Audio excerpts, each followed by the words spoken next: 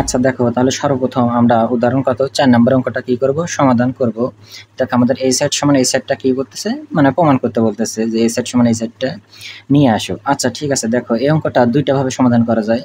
একটা হচ্ছে মানে সম্পূর্ণটা অংশ একবারে সমাধান করে এই প্রমাণটা আনা যায়, কিন্তু তোমাদের বইয়ে কি করছে, এই একটার মান বের করছে, মান বের মানে একটা একটা করে মান বের করছে, এটার মান বের করছে, আবার এটার মান বের করছে, তারপরে ওই দুইটা মান যোগ করে এই প্রমাণটা আনছে।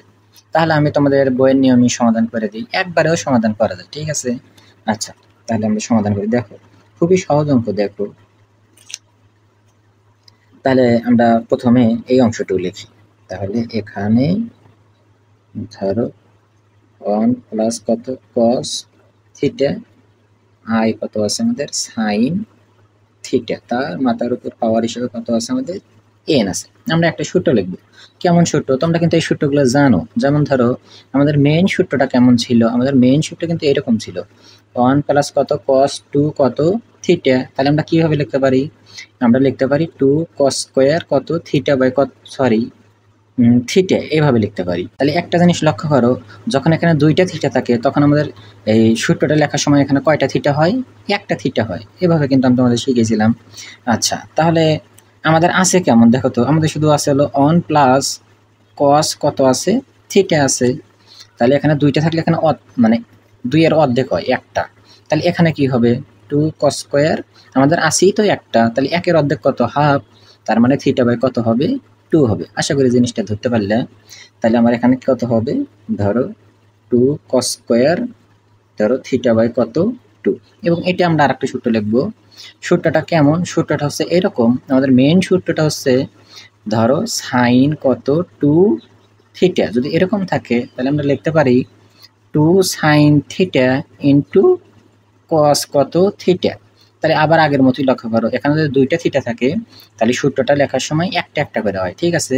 তাহলে আমার কেমন দেওয়া আছে দেখো তো, আমার আছে হলো সাইন থিটা। তাহলে আমি যদি এই মানে এটাকে যদি আমরা এই সূত্রের মাধ্যমে লিখতে চাই তাহলে কেমন হবে 2 সাইন, তাহলে একের অর্ধেক কত অর্ধেক, তাহলে থিটা বাই কত হবে 2 cos থিটা বাই কত হবে 2।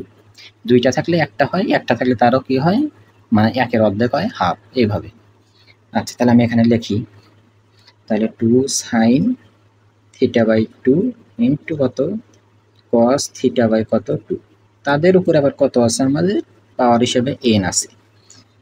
তারপরে তোমাদের বইয়ে কি করছে, সুন্দর করে এই যে 2 cos থিটাটা কমন নিছে। তাহলে দেখো আমরা এখান থেকে যদি 2 cos থিটাটা কমন নেই, cos থিটা বাই 2টা যদি কমন নেই তাহলে কেমন থাকে, তাহলে এখানে কিন্তু দুইটা ছিল, আমরা একটা তো কমন নিছি, তার মানে আর একটা পড়ে থাকবে cos থিটা বাই কত 2 থাকবে। আর এখানে কত থাকবে, আচ্ছা আমরা আইটা লিখি নেই, তাহলে আই সাইন কত থাকবে থিটা বাই কত থাকবে 2 থাকবে। আচ্ছা তাদের উপরে আবার কত ছিল আমাদের এন, তাহলে সম্পূর্ণ অংশের উপর আমাদের কি দিতে হবে, এন দেওয়া লাগবে, দিলাম।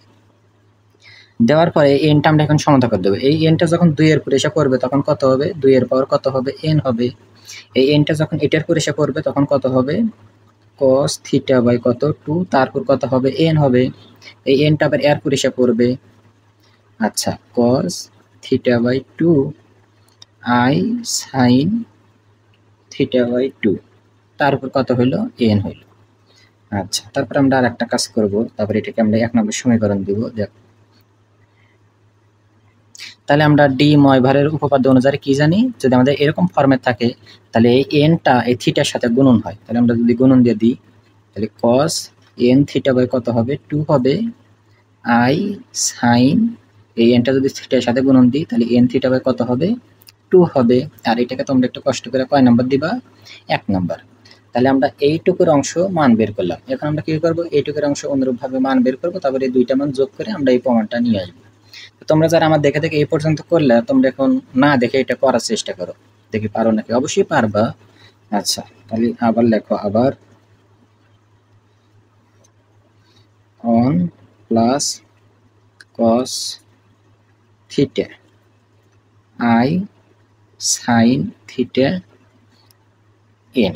তাহলে সূত্র লেখো 1 plus cos theta, 1 plus cos theta এর সমান কত লেখা যায় 2 cos স্কয়ার থিটা বাই 2।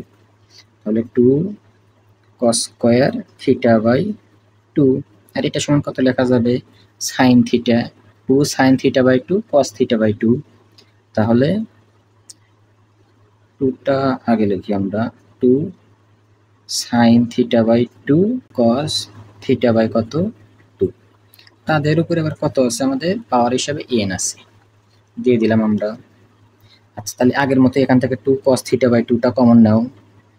আচ্ছা, তাহলে যদি আমরা কমন নেই তাহলে এখানে থাকবে হলো cos থিটা বাই 2, এখানে থাকবে i sin থিটা বাই 2। তাদের উপরে কত ছিল আমাদের n ছিল। এখন আমরা কি করব, এই nটা যখন 2 এর পর এসে পড়বে তাহলে 2 এর পাওয়ার কত হবে n হবে। এই nটা যখন এর পর এসে পড়বে তাহলে cos থিটা বাই 2 তারপর n হলো, এই nটা আবার এর পর এসে পড়বে, তাহলে cos theta by 2 minus i sin theta by কত তারপর কত হলো n হলো। এখন আমরা এটা সূত্র লিখব ডি মাইভারের উপপাদ্য অনুসারে। তাহলে 2 পাওয়ার n cos থিটা বাই 2, এটা আমরা সূত্র লিখি। এই nটা যখন এই থিটার সাথে গুণন হবে তাহলে cos n থিটা বাই কত 2 হইল i sin, ধরো nটা থিটার সাথে গুণন করে দাও, থিটা বাই কত 2। এটাকে আবার একটু কষ্ট করে কয় নম্বর সমীকরণ দিবে 2 নম্বর। এখন 1 আর 2 আমরা কি করব যোগ করব, 1 আর 2 যোগ করলে আমাদের এই অ্যানসারটা চলে আসবে। তাহলে আমরা যোগ করি, দেখো তাহলে 1 যোগ কত 2। তাহলে 1 নাম্বার এই মানটা আমরা কোথা থেকে পেলাম, এই যে এটা থেকে। তাহলে এটা আমরা লিখি একটু, তাহলে 1 plus cos theta plus i কত sin থিটা, তার উপর কত আছে n সমান, যোগ করতেছি তো এই যে যোগ চিহ্ন দিছি, তাহলে যোগ। আচ্ছা, তারপরে 2 নাম্বার কত, এই যে এটা হচ্ছে 2 নাম্বারেরটা লেখো, তাহলে 1 প্লাস cos থিটা মাইনাস কত i sin থিটা সমান সমান কত n। তাহলে তোমরা যদি সমান দেওয়া পাশে এই দুইটা লিখতে পারো, সমান দেওয়া পাশে এই দুইটা লিখতে পারো, তাহলে তো তোমাদের প্রমাণটা একদম সরাসরি হয়ে গেল। এটা সমান এটা ওই পাশে চলে আসবে, কিন্তু আমি নিচে নিচে করে দিচ্ছি, দেখো। তাহলে এটার মান আমরা কত পেলাম, 1 plus cos theta plus i sin theta, মানে এটা 1 নম্বর ছিল। আচ্ছা, তাহলে এটা তাহলে দেখে দেখে তোমরা লেখো। আচ্ছা, তারপরে কষ্ট করে কি করবে, এখান থেকে একটা জিনিস কমন নাও, তাহলে 2 এর পাওয়ার n টা কম, 2 এর পাওয়ার n, এই যে এটা কমন নাও, cos থিটা বাই 2 এটা কমন নাও। তাহলে এটা এই জায়গায় আছে এবং এই জায়গায় আছে, আমরা কমন নিলাম।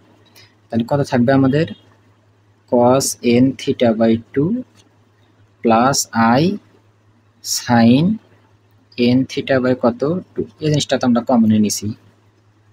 তাহলে cos n থিটা বাই কত 2 minus i sin n theta by কত 2, এটা মাইনাসের অংশ প্লাসের অংশ কাটা দাও।